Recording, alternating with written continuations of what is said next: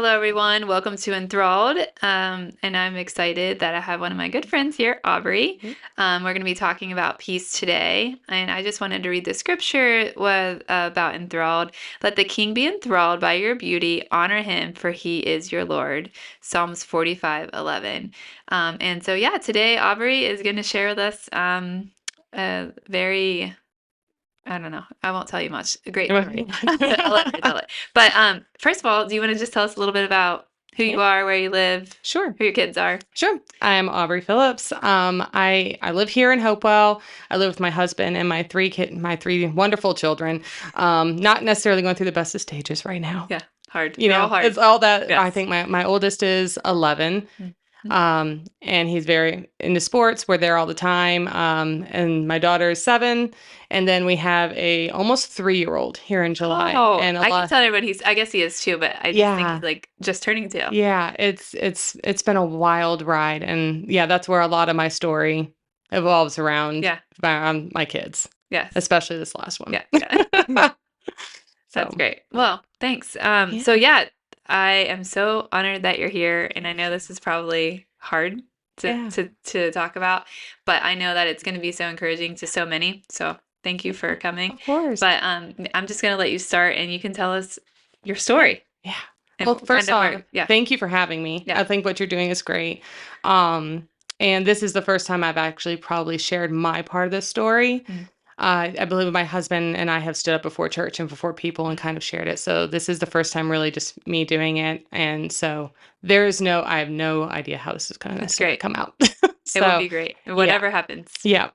But majority of my story is from the past, I'd say 4 years Okay. has been particularly trying, or we've actually, seen a lot of God movement, and also it's been particularly difficult. Like I said, you're aware I have 3 children at the time. Going back, I had 2. Hmm. So I had Beckett and Lakeland, and we got pregnant with our third, and very shortly after that, I miscarried Mm. that one. I miscarried him on July 3rd of 2021, Okay. and that date just always kind of stuck with me. Well, My kids, it's a big monumental day. Yeah. yes, it was. And my kids, they went out and they had fireworks, and I couldn't go. Yeah. So and after that time, there was probably a solid 2 weeks where I just kind of retreated into myself. Hmm. It was particularly difficult, just kind of coming to peace with like just the anger Yeah. and the frustration that went with that. I had some revolutionary moments Hmm. with God, Hmm. even just moments of I went to the track one evening, and I remember just like I was alone. It was in the middle of the night because that's what I do. I like to Middle go of to the the night. night? It was in the middle of the night. Wow. It was like 10 p.m. Okay, No one like was at the yeah, track at that like late. yeah. But I can remember just walking around and just kind of letting it all out at that Yeah. point, like just anger Yeah. and frustration in ways that I just felt like I was basically ripping God apart for doing this to Yeah. me, kind of thing. And Looking back though, that's actually really healthy to yeah, do, so I many people mean, hold that in and they don't ever right, let that out. So, right. I think that a lot of people, at least for me, mhm. um, I think it's really easy to get caught up in like you need to be respectful. Like you can't Yeah. talk to Yeah. God like Yeah. that. And after that experience, like I just got this feeling of like God, like kind of like a mental, like I can take it, Yeah. so Yeah. you can, I mean, after having that moment, like, no, I mean, it didn't change anything, but But it changes something inside of you, I think yeah, probably. Yeah. I had a sense of peace. I Yeah. had a sense of like this wasn't his doing or Yeah. anything like that. Yeah. So coming out of that, you know, in dealing with all that, we went through like the next couple months. And I got a new job offer, Hmm. something that I'd been praying about and needing particularly. So I got a new job offer. Things were looking up. I got pregnant, and I was pregnant during the interview process and everything. They offered me the job, and I obviously was excited. Took it. It was a great opportunity. Yeah. And then we realized about I can't remember where it was. It was April of 2022. Okay. And around, because April Fool's is when I turned in my notice. I remember that now. Yeah. And here in about like 2 weeks after that, we had our anatomy scan where Okay. you go and you see the baby and everything, and you do the blood work How prior. many weeks do you think you would have been at this point? I was, I was probably about 18. Okay. Okay. So we you're do pretty far the, along. Okay. yeah, we do the blood work, and they called me and said that some of the results, based off the results, there was a 1 in 44 chance that there was an issue. Mm. And I think any pregnant woman Yeah. at that time, Yeah. I immediately go into just fear mode. Yeah. And um and in dealing with that, praying about it, talking about it, the store, like, I just got this overwhelming feeling. It was like, a good shepherd, like, he left the 99 for one. Yeah. Yeah. And even if my baby is the one, Yeah. like, it's okay because he'll leave the 44 Yeah. for Yeah. that one. For sure. So again, in moments like that, I felt peace. And I feel like they always, in those instances, they call you and they tell you these Yes. things, but then you don't get to go talk about Yes. them for Yes. days, sometimes weeks, Yes. right? I don't know. Exactly. Like that's what I always think is the hardest. Yeah. Like, I mean, and they don't paint the nicest picture, Yeah. and that Yes. really kind of Yeah. plays a big part in the Sure. entire yeah, story. yeah, for But sure. so here we come into our 20-week appointment where we're going in for the anatomy scan. I have an appointment. I'm getting ready to go in. Patrick's going to meet me, and they call me and tell me they will want to move up my appointment for like 2 hours earlier so the doctor could be there. Okay. So Doesn't that sound good. Yes, that I'm doesn't sure. sound Yeah, good. yeah. Anytime, yeah, that doesn't sound good. So we get in there, and of course we go through the anatomy where they find it. They call pulling the doctor, and that's when the doctor tells me that from what he can see, they believe that he has spina bifida, Mm. which is, I'm not sure if anyone knows. Yeah, you can tell us know. because I don't actually Yeah, know either. it's the way it was explained to me. So, well, spina bifida is basically when your baby starts out kind of like a flat sheet of cells and then Okay. it kind of rolls Okay. to form the body of Okay. and when it rolls, it doesn't fully attach, Okay. and that's where the spine kind of forms. Okay. So when that stays open like that, the spinal fluid actually comes out into your amniotic fluid. Like, so it's not actually like circulating through their body. So Okay. it starts very early. So basically from my blood work and everything, they could tell that there was higher like amount of whatever spinal fluid, whatever that chemical or whatever they were Yeah. testing, that was present. So that's what they were going off of. Mm. So they told us that. Of course, I hit the floor. A mess. And then they say, okay, well, here in a week, we need to get you over to AGN or West Penn. And we went to West Penn to sit down with their maternal fetal medicine people and look at it and really see if what they're seeing is right. So then, you go home for a week. Yes. So there is no peace during this time. No. There's a lot of praying. There's a lot of just, anger, probably sad. anger. Yeah. And of course, like, I feel like my mind goes immediately to like worst case scenario, prepare myself for the worst case scenario, and then kind of talk myself back out of it. Yeah. Whereas my husband is very like, hey, won't worry until there's time to worry. Yeah. And meanwhile, so we were processing it in a very, very different way. Yeah. So we ended up getting into that appointment. They look at it, they confirm that there's spina bifida, and they were told us about a arrangement that they have with Johns Hopkins for in utero surgery. That is the best thing for spina bifida. Typically coming out like spina bifida is not uncommon, but the surgery typically happens after the baby's born, usually within the first 48 hours. But they are just, I wouldn't say just recently, but within the past couple years, starting doing in utero surgery and finding great That's success. incredible and amazing. Yeah, when you think of it, blows my mind. Yeah. It's something like at the time I was like, this is something off of Grey's Anatomy. Yeah. That's what I think about. I too. see in shows like this is not me. This is just mind blowing. Yeah. And so it's just all very surreal. Mm. I mean, we had to do testing. I had to do that amniocentesis. We had to do everything while we were there, and then they even sat us down with a genetic counselor. And I think that was probably one of the hardest parts, Yeah. but also stuck with me Mhm. because when you sit down with them, they tell you like, well, here's all the possibilities, and none of them are good. Yeah. None of them are, oh, your baby could be perfectly fine. Yeah. There's no quality of life there. We can't guarantee that there's a quality of life. We can't tell you what they're going to be able to do, what they're not going to be able to do, or, if they're going to have brain function. Yeah. And they just paint the worst picture. And then, of course, they lay out your options Mhm. and all your options. And I mean, in that moment, just the gripping fear that comes over you. Yeah. I mean, I hesitated, and I never thought I would. Yeah. I mean, I hesitated when it's laid out in front of you like that. Yeah.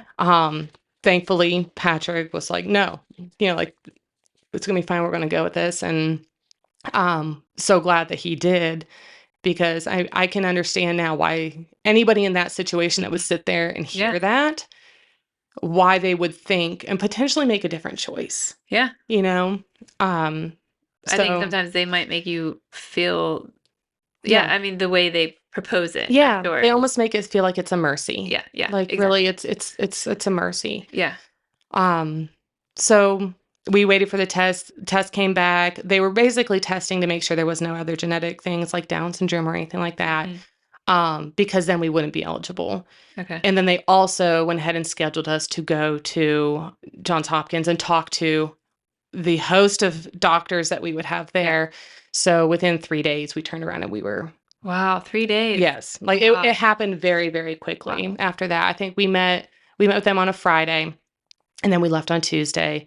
After we met with them, I remember Patrick called Pastor Larry and Kim, and they were at our house, I think, the next morning or afternoon. They brought us lunch and they sat with us and everything. It was, I mean, they were incredibly supportive. And then, I mean, the following Tuesday, we were at Hopkins, and we were there for 2 days or 2 nights, 3 days, just talking to everybody and seeing like what this process was going to be. If the results came back, everything's fine, like in terms of everything else, then when we're eligible for it, this is what you can look forward to. Yeah.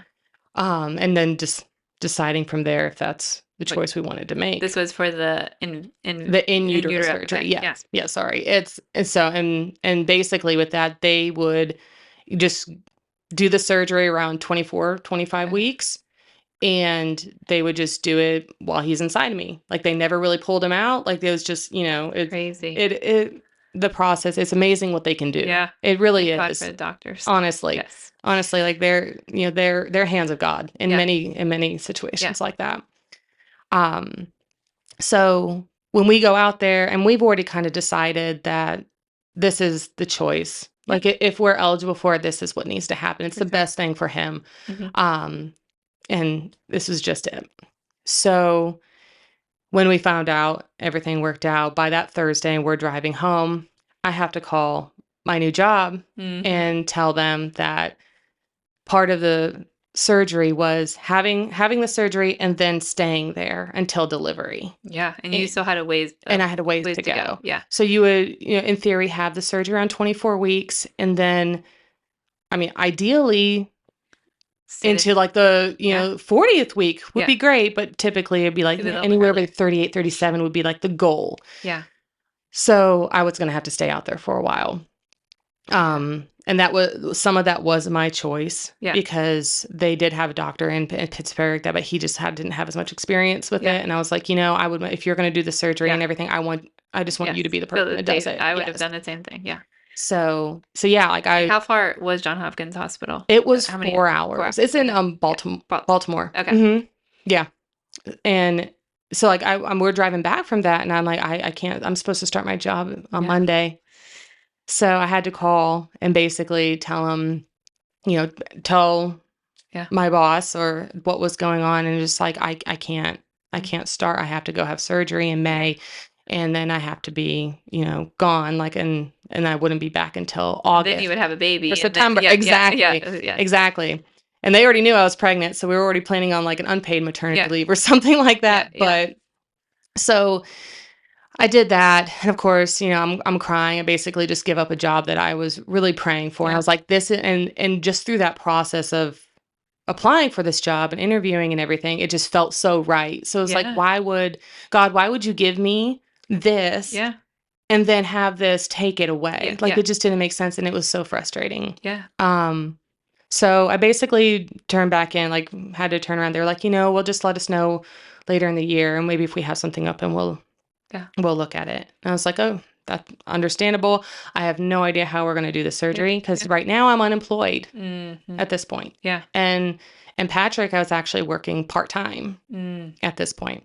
So again, I have no idea how this is gonna work, Yeah. but we need to do it. Yeah. And so we get home, I'm telling the family and everything. That following week, I think it was around a Tuesday again, I got a call from the HR from the job that I had just turned back. And he, "Hey, I heard about your situation. Can you tell me what's going on?" And so I told him and everything. He was like, "Okay, well, let me give you a call back." Mm. So Now, I'm did you ever actually start working at this job? no, No. Okay. no, I That's had what I not. thought. This. I was Okay. Yeah, we were Yeah. literally driving back from Johns Hopkins on like And a that's when Friday, and I was supposed to you said start the next. Monday. Okay. Yeah. So yeah, I felt Yeah. incredibly bad. Yeah. Yeah. But he called me back within, I think, 2 hours, and he told me, he's like, "Look, this is what we want to do for you." And without having ever worked there, he was like, "I'm going to," he had asked me, like, "What are you guys doing for insurance? What are you doing for all this stuff?" Because we had insurance through my husband's job. Well, now he's part-time for something else. We Yeah. didn't have it anymore. We were Yeah. paying it through something else. It was not cheap. Um, and I hadn't even thought about it at that point. Yeah. You weren't even. Like, Yes. Yeah. I Yeah. hadn't even thought about it. He was like, I want to do a signing bonus for Mm. you where I'm going to cover your 3 months of insurance premiums." And he was like, he did the math. He was like, "I'm gonna make sure it's for, once taxes come out, you get the full amount for what your insurance payments are." And also, like, they're keeping my job for me, obviously. Yeah. Yeah. So, I mean, I was floored in itself. Just, I mean, Yeah. Who does who that? does Yeah. that? Yeah. Like, what company does God. that? God does that. When Yeah. Yeah. exactly. What company in their right mind, where Mhm. you have not actually worked for them a single day, Yeah. will do that? And they also gave me paid maternity leave, Wow. having not worked a day. That's amazing. So, yeah, I mean, that was one of the biggest, just this was God Yeah. moving it. Like, Yeah. there's, I think through so many different scenarios, you hear stories about other people, Yeah. and you're like, "Oh, I want to see something move. Like, I want to see a burning bush or Yeah. something like Yeah. that. That's Yeah. so clearly God Yeah. or whatnot." But in this moment, like, that was what this is. God works through people. Yeah. Yeah. Those are It's those little moments of peace yeah, that he was just showing you. yeah. Yeah. He worked like this, and so so then things started falling into place. Okay, we can actually see how this could work. Yeah. This could work. Um, and so we went in. I ended up having the surgery at 25 weeks, and everything went well. I they also put me up in the Ronald McDonald House in Okay. Baltimore. Yeah. So, I mean, free Yeah. lodging Yeah. for 3 months. The people were fantastic. It was all in all, it was just like, I mean, you couldn't ask for anything to be taken care Yeah. of Yeah. for you Better. better. Yeah. And um, so What was your life like at the Ronald McDonald House? it Because was, your all of your family yeah, wasn't there, right? yeah, like they, it was one of those things where what I was going through with the surgery, and of course, like, constantly, just, I was terrified Yeah. every second, pretty Yeah. much. I had a room there. They served breakfast and dinner, and then they always had food available. So rarely did I ever need to go do anything. Yeah. It was very nice. They just redid it. So when the kids came, like, they had game rooms and Yeah. playrooms, because, I mean, there was other people, there's With kids other there kids. that Yeah. were, had, I felt like, much more Yeah. serious things going on. Um, it was a place where it was like it was a haven, but also felt very, for me, like, I want to say a prison, but it also felt just it was very hard Dark. Yeah. for me Yeah. because I had to be, again, Patrick stayed home with the kids. So he became a single parent Yeah. very quickly. Not only were you by yourself, but Yeah. without your kids. But Yeah. yeah. Yep. And Patrick he's always kind of been, we've always done everything together. Yeah. And this was really one of the first things that our experiences were very different. Yeah. Yeah. They were very different. So he had the kids, keeping them as normal routine as possible, while I was there, and I was in the doctor every week, and I would always have ultrasounds. Every time you go into these ultrasounds, they're scrutinizing everything. Yeah. Well, what are we gonna expect here? Constantly looking at, okay, at one point it was like I think he's gonna have a club foot. He's gonna have a club foot. And then going back to the room feeling like, oh my gosh, that's, this could be, and then having to center myself enough to be like, no. Yeah. I mean, before we even went, I know, like with you and Kevin, with Lisa, with Jen and Nick, like we prayed, and we prayed for healing. We believed it happened. So it was very much a mind over matter. Daily battle. Yes. Yeah. Like I mean, I know, there's podcasts and everything about like finding peace. It was a constant battle to find peace. For sure. For everything. Every week they would be checking his ventricles, which are like the fluid pockets in his brain. And if they're getting too big, that's going to, like that could mean, issues with his brain. It was just, there was always something. Yeah. And you're like, when is the good news coming? Exactly. Like you come in, you hear something, and then you go back to the room. A lot of times I would come back the next day and be like, oh, he doesn't have a club foot. Like, it's just the way his foot was resting. It was like little mini instant miracles. Before he had the surgery, they actually had, like, his ventricles were larger. They also, because of the opening, it was pulling down. I'm going to get this wrong. So I'm not an anatomy major. But you probably learned a lot through this, I'm sure. Yeah. But the back part of his brain was going down into a spinal column. It was actually like pulling it down through the ultrasound and everything. Then we had the surgery, and shortly after that, it actually righted itself. It actually came back up in the 2 weeks after the surgery. Yeah. So there was so many like little miracles. Like, there's movement. It's just, it was more of like, just find a way to keep yourself focused. Yeah. And not the good little miracles that were happening. Not get so lost in the fear. Yeah. That was everything. Mm-hmm. So, I mean, during that time, I think it's in Matthew 17:20. I may get them backwards, but the sort of like the mustard seed. Yeah.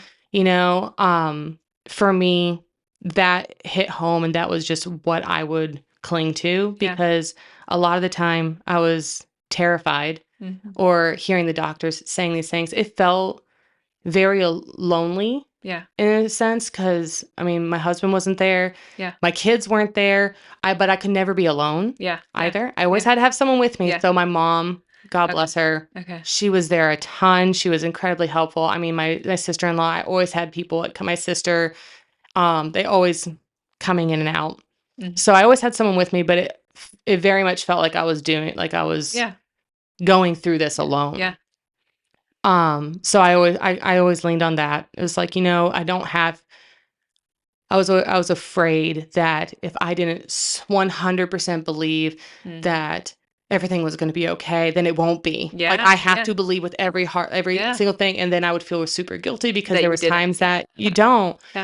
But it says, with a mustard seed, with just a little bit, and you can move a mountain. Like, so, I mean, I would just focus on, all I could find was a mustard seed on majority of those days. Yeah. And that's where I found the most peace during that time. Yeah. So, and then getting up to where we actually delivered, my dad had just came in. Patrick had actually just left with the kids. And it was nice to see them. I think they only were able to visit about twice during that time. I missed Lakeland's, we almost complain about it nowadays when they have graduations for everything. Yeah, yeah, they They do. have Yes, yes. graduations when they have Preschool, for yes, yeah, everything.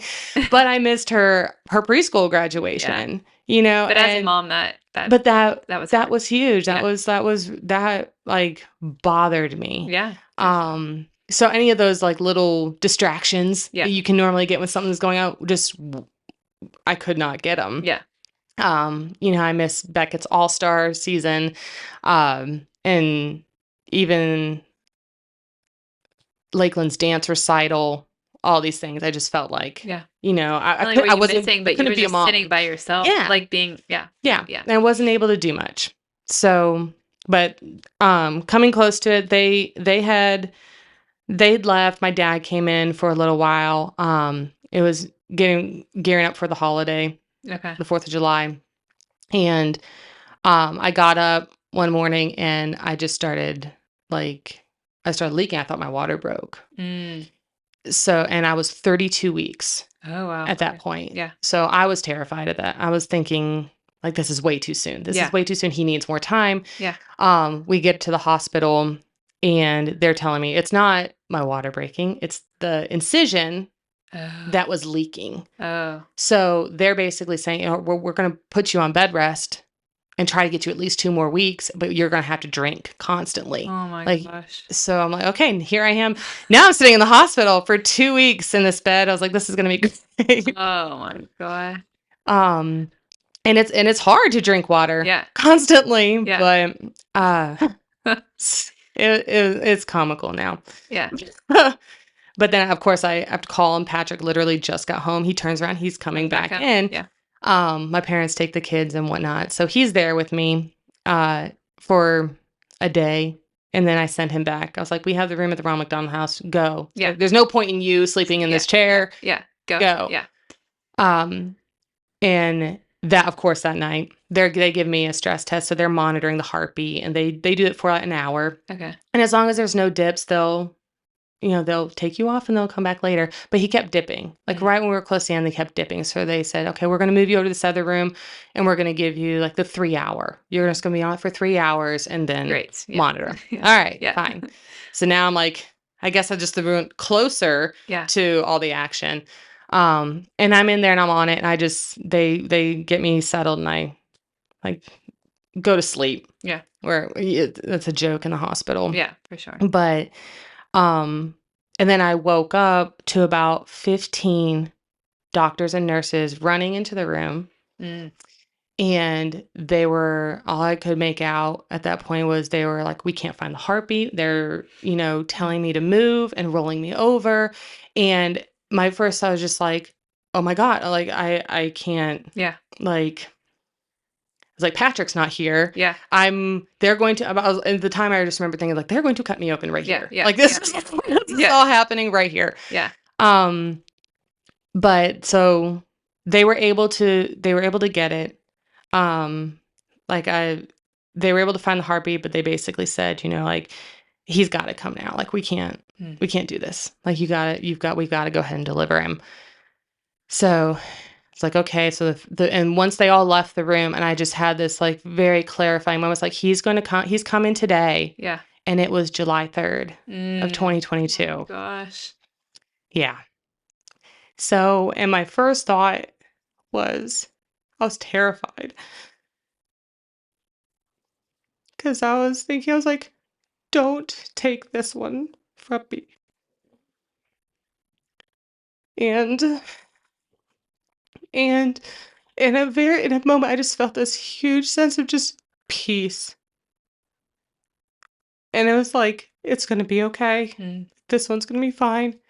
And then I was just like, all right, God, like, it's time for you to show off. Yeah. It's time for you to, I want to see, like, I just want to see this mountain moving miracle, like this time. And it was just peace.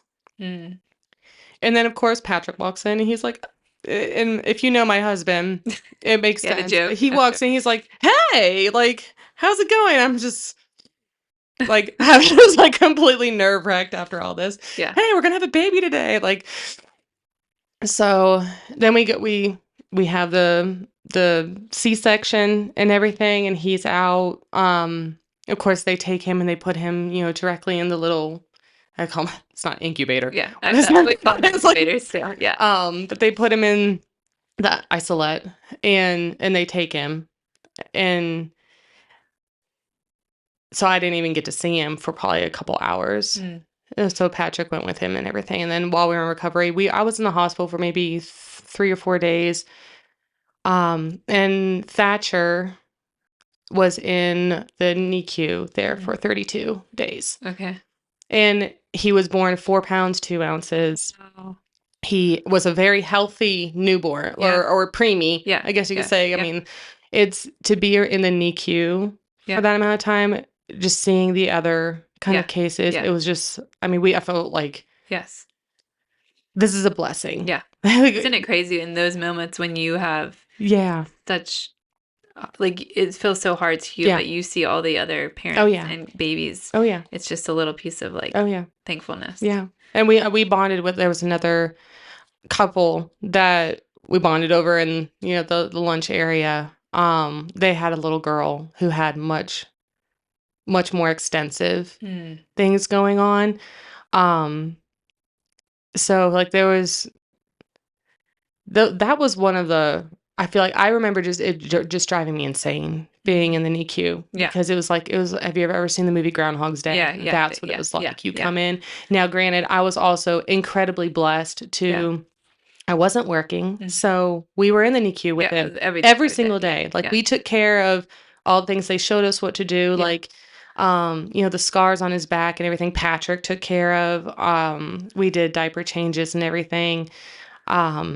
Like he did really, really well in the NICU. The only thing that we really had to be there for so long for was to get him breathing on his own. Yeah. So he had like an oxygen tube for a little while. But yeah, I mean, he did really well overall. Yeah. But I do remember just getting to a point of just being exhausted. You want to get out of there. I was like, I just want to go home. Yeah. I want to see my kids, my other kids, and just get out of this. Like if I never go back to Baltimore, it'll be too soon. Yeah. Like the city, I'm done. Yeah. We've had a long ride. Yeah. So now, I mean, I will say the doctors and everything at Hopkins were amazing and just godsends. Yeah. Honestly, I think that we were just put in exactly where we needed to be. Yeah, for the right. Yeah. And they were the first doctors to give me hope. Yeah. And a lot of times they're all. I think it's always encouraging for me. Mhm. They do this all the time. Yeah. They see these cases, yeah. and that's something for us is so crazy, and it is crazy. But like they're very confident. They're like, we do this. They all do. the time. They do. Yeah, and we've run into that a number of times. So I mean, Thatcher. I mean, we finally got him home, and felt like everything's good now. We go into Children's every so often, and they check everything. We've got, neurology, neurosurgery, orthopedic, a rehab doctor, physical therapy. There's just, you see So many. everybody. Yes. Yeah. But I think he was born in July. We went home on August, and in September we ended up having his first surgery. Okay. He had a hernia repair. Mm. So at that point, it was kind of like being drugged back down. Yeah. Yeah. After all of that. Yeah. It kind of like you got home and you felt like, okay, this is we're in good shape. Mm. And then something like that happens. It's like, oh my gosh, we're back in the hospital. Yeah. And it's Yeah. he came out, he did very well with it. Well, the following Valentine's Day, we were in for him to get a shunt in because his ventricles were starting to grow, and which made his head grow at a little bit faster than what it should have been. So they went in and basically did like a little brain surgery type thing, putting a shunt in for him. So again, it's coming out of Hopkins, that just constant back and forth between just being terrified and, okay, I have to find like a center. You have to center yourself somehow. Mm-hmm. It's just been a back and forth yo-yo. Yeah. But I mean, he has done very well. At the end of the day, he's had 4 surgeries total if you count the in utero repair. Yeah. But he sees therapists, and he is so bright. Yeah. Like, you would not know Mm. if you don't know. Yeah. Yeah. The only just the fact that he's not walking yet Yeah. is, I think, what is the biggest tell there's something that's just Different. not, Yeah. you know. And I mean, they even told us, like, the genetic counselor had said they're going to be at least 25 points IQ lower than your Okay. other kids and such. I'm like, well, Patrick and I were like, our kids are pretty smart, so I think 25 Yeah. points is I guess okay. thing. It was fine. But this kid is like, he's so bright. He is so smart, and he's so quick. He's so funny. Mm. He's just joy Yeah. in a just a little miracle. Yeah.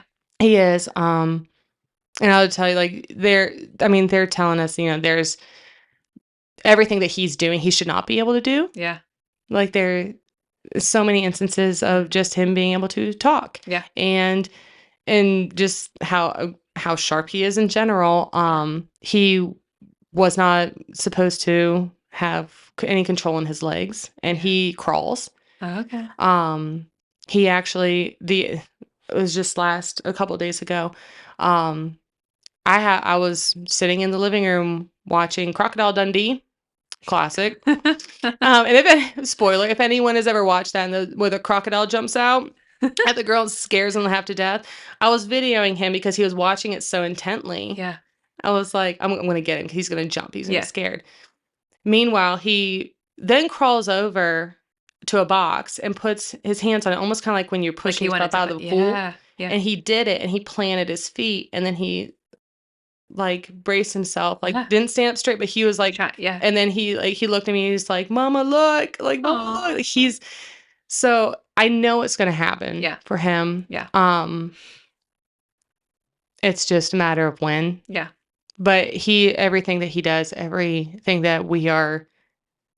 obstacle that comes up, and he's just passing it. Yeah. It's just another testament, honestly. That's amazing. He has such a testimony, and imagine what he'll Yes. be able to tell Yeah. you. Yeah. This is a great testimony, but also his Yeah. story that he'll be able to tell one Yeah. day.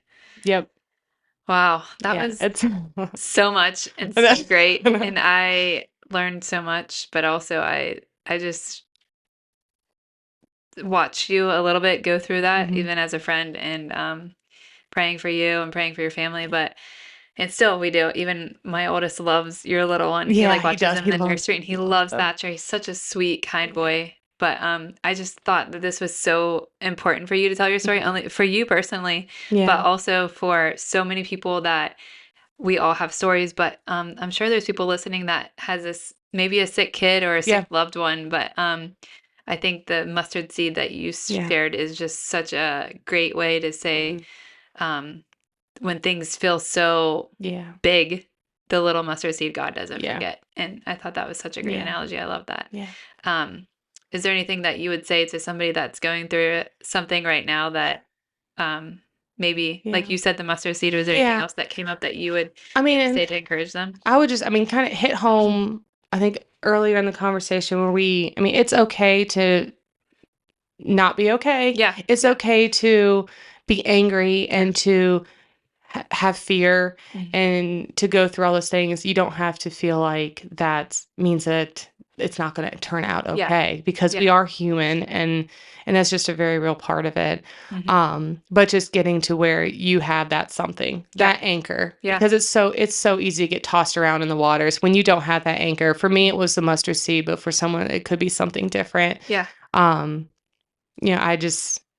I would just encourage someone to find that and just latch on to it. Mhm. I mean, I had a lot of times I would find Bible verses and Post-it notes, and I would had them up Yeah. on my walls and everything. I would say a support system is the biggest thing, because I truly had it was hard for me. But I had such an amazing support system Mhm. with our church family. I mean, so many people within our church Yeah. that reached out, even just a phone call. Yeah.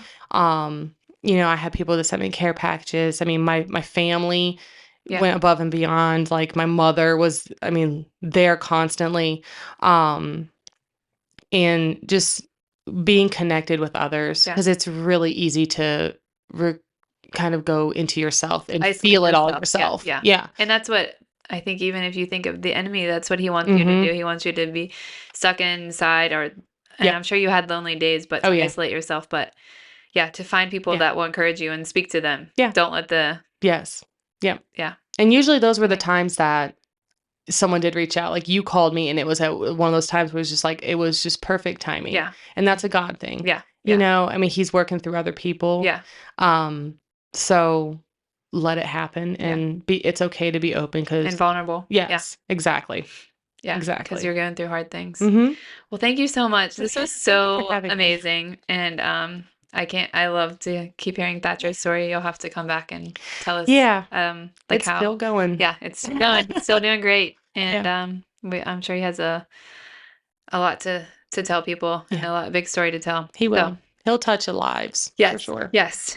So thank you guys all for joining us today, and don't forget to subscribe and follow us on social media, and check us out again next time.